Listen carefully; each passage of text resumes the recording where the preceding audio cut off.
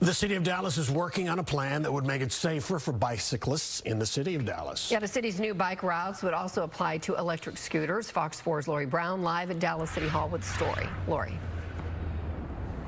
Heather, several Dallas City Council members expressed a desire for city staff to create a more connected system of bike lanes that would allow people to use bicycles as a way of transportation as opposed to just recreation.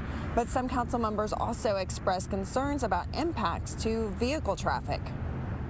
Years ago, we said we want to be a suburban style city and we want to have roads that go everywhere. And that's why you have districts like mine and even further into District 12, because we made that decision as a city to go horizontal rather than vertical. Dallas City Council members are debating how to make it safer for people to get around the city on bicycles.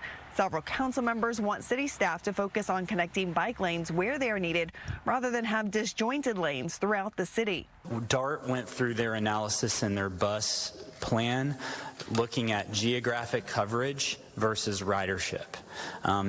I personally would rather us focus most of our money and efforts on the core of ridership, even if that hurts my district. Electric scooters are a new consideration. They would be allowed in the bike lanes, but not on trails per a Dallas ordinance. Councilwoman Kara Mendelson has concerns about proposals to reduce lanes of traffic on busy thoroughfares. You're talking about taking a lane away from some of these roads, and it's already very heavy traffic. So I think that you're going to need to hear that from some of the folks. If they were willing to convert to bikes, like Councilmember Schultz was saying, maybe that works out. I rarely see somebody on a bike on one of the roads. They are on the trails. But even the trails themselves are disconnected. The Preston Ridge Trail effectively stops at Beltline. Councilwoman Kathy Stewart said the city needs to focus on connecting neighborhoods. I want the high school students who live on the north side of LBJ to have the safe access to the high school.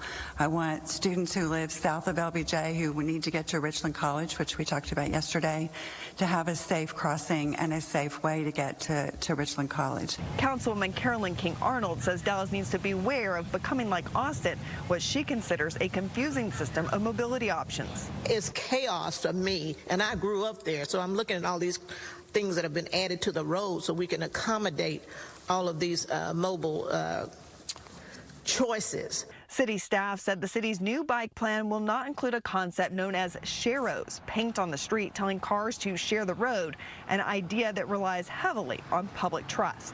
Where we have sharos in District 7, I have residents who absolutely will not allow for their kids to utilize them.